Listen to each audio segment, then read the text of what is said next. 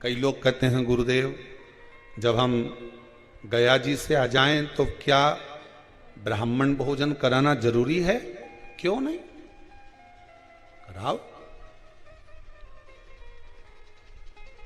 क्यों नहीं करा? क्या गाय की रोटी निकालना जरूरी है? स्वान की रोटी निकालना जरूरी है? कौवे की रोटी निकालना जरूरी है? हम कहते हैं अगर श्राद्ध गया जी का हो गया तो भले कौवे की मत निकालो, पर गाय की, स्वान की, ब्राह्मण जन की भोजन प्रसादी जरूर। देखिए, जब ज्यादा घर में पितृदोष हो ना, ऐसा लगे कि पितृदोष बहुत ज्यादा है, 1 रुपए कमा रहे हैं, 1.25 रुपए खर्च हो रहा है, हाथ में पैसा नहीं टिक रहा, दुकान 4 दिन अच्छी चल रही है, फिर व्यापार डाउन हो जाता है, कोई पैसा लेकर भग गया, नहीं दे रहा, कहीं कर्जा मात्रा बढ़ गई है, ये पितृदोष के लक्षण है कुछ। इसमें आपके घर में जो भी रुद्राक्ष पड़ा हो, जो भी रुद्राक्ष रखा हो, क्योंकि संभाल के तो आप रखते नहीं, पटक देते हो यहां, जो भी रुद्राक्ष आपके घर में रखा हुआ,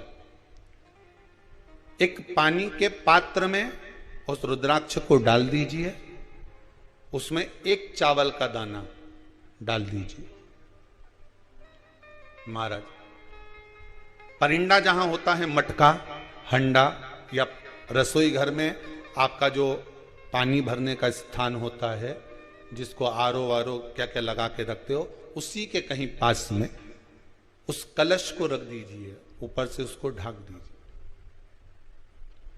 शाम के समय, सुबह रखा 10 बजे से 12 बजे के बीच में, शाम के समय प्रदोष काल में भगवान शंकर का नाम स्मरण कर कर, ओम नमः शिवाय बोलकर, श्री शिवाय नमस्तुभ्यम बोलकर, या महामृत्युंजय मंत्र का स्मरण कर कर, या गायत्री मंत्र का स्मरण कर कर, जो मंत्र आपकी बुद्धि में, विवेक में समाहित हो, उस मंत्र का नाम लेकर राम कृष्ण हरि जो बोल सकते हो, एक घी का दिया अवश्य प्रज्वलित करें, लंबी बाती का।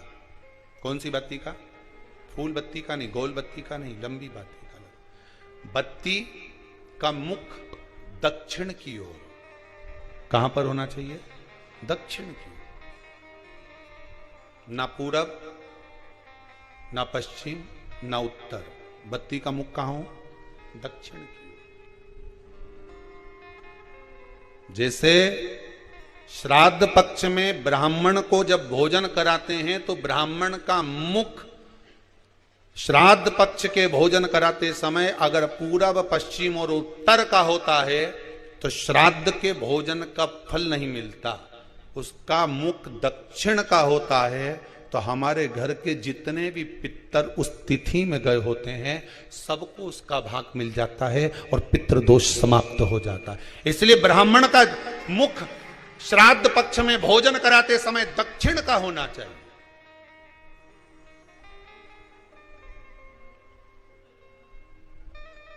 ब्राह्मण का मुख दक्षिण का हो।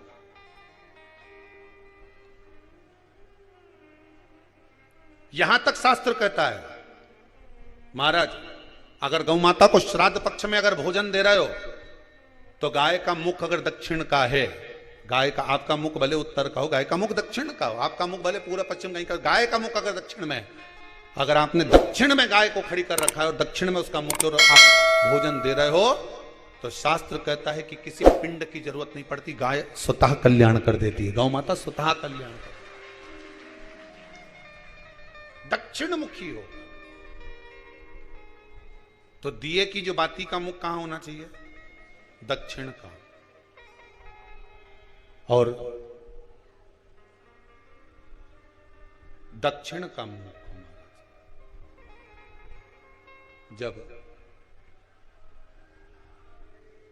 जब दक्षिण का मुख हो, दक्षिण की ओर बाती हो महाराज, तब दक्षिण की बाती जलाने के बाद में भगवान से वहीं पर प्रार्थना करें।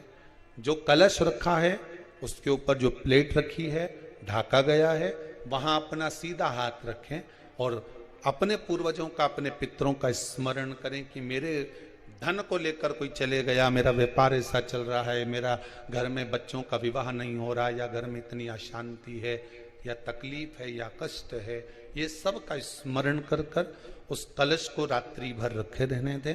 सुबह